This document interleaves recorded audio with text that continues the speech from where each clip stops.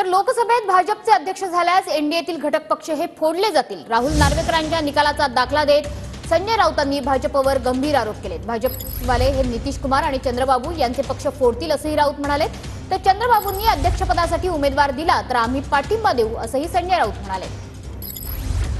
भारतीय जनता पक्षाची परंपरा आहे, ज्याचे खावे मीठ त्याची मारावी नीट, बरं का, ही भाजपची परंपरा। त्याच्यामुळे आज ज्यांच्या टेकूवर हे पक्ष सरकार उभा आहे, राष्ट्रीय लोकशाही आघाडीचं, मोदींचं नाही, तर हे सगळ्यात आधी लोकसभा अध्यक्ष झाल्यावर चंद्राबाबू आणि जनता दल युनायटेड, चिराग पासवान यांचे पक्ष फोडतील। आणि नक्कीच आम्ही लोकसभेत आमची ताकद दाखवू ना।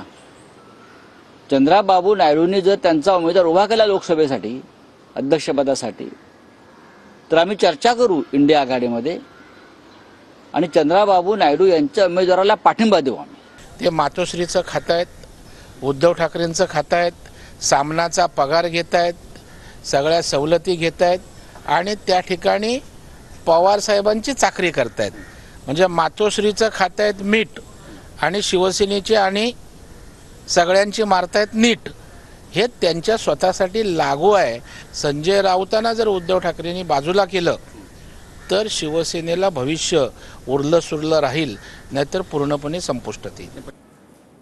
तर नरेंद्र मोदी पंतप्रधान म्हणून काही दिवसांचेच पाहुणे आहेत असं संजय राऊतांनी म्हटलंय। भाजपच्या संसदीय बैठकीत मोदींची नेतेपदी निवड नाही असा दावा राऊतांनी केलाय। भाजपच्या संसदीय बैठकीत नेतेपदाचा निर्णय वेगळा दिसला असता असंही राऊतांनी म्हटलंय। म्हणून एनडीएच्या बैठकीत मोदींना नेते म्हणून निवडण्यात आलं असं राऊतांनी म्हटलंय।